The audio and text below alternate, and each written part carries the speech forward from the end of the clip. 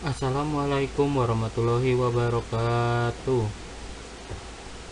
Ya, di sini saya akan menjelaskan UU nomor 11 tahun 2008 tentang informasi dan transaksi elektronik.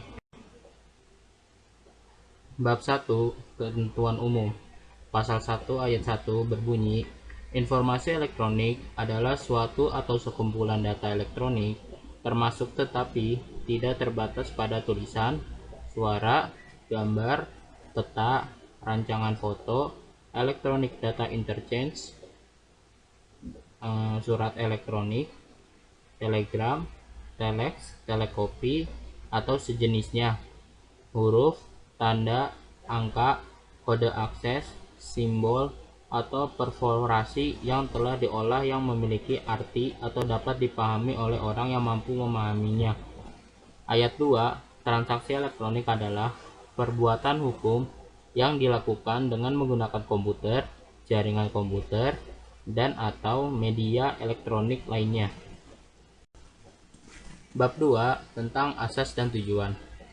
Di pasal 3 berbunyi, pemanfaatan teknologi informasi dan transaksi elektronik dilaksanakan berdasarkan asas kepastian hukum, manfaat, kehati-hatian, iktikat baik, dan kebebasan memilih teknologi atau netral teknologi. Pasal 4, pemanfaatan teknologi informasi dan transaksi elektronik dilaksanakan dengan tujuan untuk a. mencerdaskan kehidupan bangsa sebagai bagian dari masyarakat informasi dunia, b. mengembangkan perdagangan dan perekonomian nasional dalam rangka meningkatkan kesejahteraan masyarakat, c. meningkatkan efektivitas dan efisiensi pelayanan publik, d. membuka kesempatan seluas-luasnya kepada setiap orang untuk memajukan pemikiran dan kemampuan di bidang penggunaan dan pemanfaatan teknologi informasi seoptimal mungkin, dan bertanggung jawab. E. Memberikan rasa aman, keadilan, dan kepastian hukum bagi pengguna dan penyelenggaraan teknologi informasi. Bab 3, tentang informasi, dokumen, dan tanda tangan elektronik. Di pasal 1 ayat 1, informasi elektronik dan atau dokumen elektronik dan atau hasil cetakannya merupakan alat bukti hukum yang sah. Di pasal 5 ayat 3, informasi elektronik dan atau dokumen elektronik dinyatakan sah apabila menggunakan sistem elektronik sesuai dengan ketentuan yang diatur oleh undang-undang ini. Pasal 5 ayat 4, ketentuan mengenai informasi elektronik dan atau dokumen elektronik sebagaimana dimaksud pada ayat 1 tidak berlaku untuk a. surat yang menurut undang-undang harus dibuat dalam bentuk tertulis, b. surat beserta dokumennya yang menurut undang-undang harus dibuat dalam bentuk akta notaril atau akta yang dibuat oleh pejabat pembuat akta. Pasal 11 ayat 1, tanda tangan elektronik memiliki kekuatan hukum dan akibat hukum yang sah selama memenuhi persyaratan sebagai berikut. A. Data pembuatan tanda tangan elektronik terkait hanya kepada penanda tangan.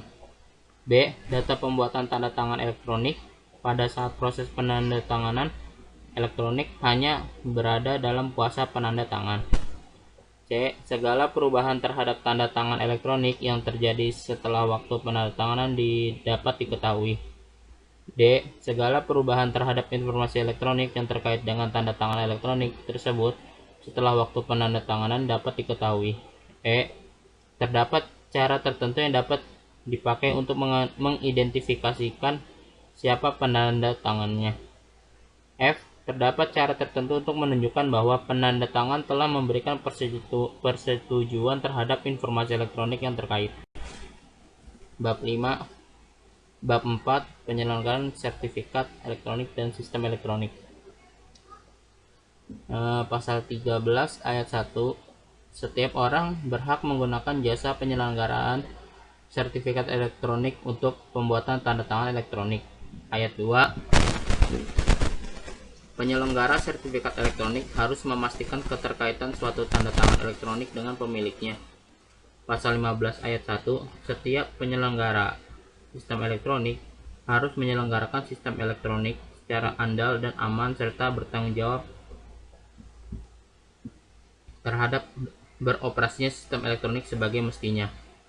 Bab 5, transaksi elektronik. Pasal 17, penyelenggara transaksi elektronik dapat dilakukan dalam lingkup publik atau privat. Ayat 2, para pihak yang melakukan transaksi elektronik sebagai yang dimaksud pada ayat 1 wajib beriktikat baik dan melakukan interaksi dan atau pertukaran informasi elektronik dan atau dokumen elektronik selama transaksi berlangsung.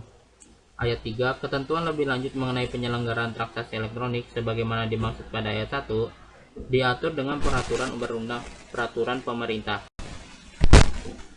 Bab 7 tentang perbuatan yang dilarang. Pasal 27, setiap orang dengan sengaja dan tanpa hak mendistribusikan dan atau mentransmisikan dan atau membuat dapat diakses informasi elektronik dan atau dokumen elektronik yang memiliki muatan ayat 1 yang melanggar kesusilaan, ayat 2 perjudian, ayat 3 penghinaan dan atau pencemaran nama baik, ayat 4 pemerasan dan atau pengancaman. Pasal 28 ayat 1, setiap orang dengan sengaja dan tanpa hak menyebarkan berita bohong dan menyesatkan yang mengakibatkan kerugian konsumen dalam transaksi elektronik. Ayat 2, setiap orang dengan sengaja dan tanpa hak menyebarkan informasi yang ditunjukkan untuk menimbulkan rasa kebencian dan permusuhan individu dan atau kelompok masyarakat tertentu berdasarkan atas suku, agama, ras, dan antar golongan. Bab 11, ketentuan pidana. Pasal 45 ayat 1, setiap orang yang memenuhi unsur sebagai maksud dalam pasal 27 ayat 1, 2, ayat 3 atau ayat 4 dipidana dengan pidana penjara paling lama 6 tahun dan atau denda paling banyak 1 miliar rupiah. Ayat 2, setiap orang yang memenuhi unsur sebagai dimaksud dalam pasal 28 ayat 1 atau ayat 2 dipidana dengan pidana penjara paling lama 6 tahun dan atau denda paling banyak 1 miliar rupiah. Di sini ada hadis, jika seorang manusia mati, maka terputuslah darinya semua amalnya kecuali dari 3 hal, dari sedekah jariyah atau ilmu yang diambil manfaatnya atau anak soleh yang mendoakannya. Hadis riwayat Muslim nomor 1631. Terima kasih atas perhatiannya, kurang lebihnya mohon maaf. Wassalamualaikum warahmatullahi wabarakatuh.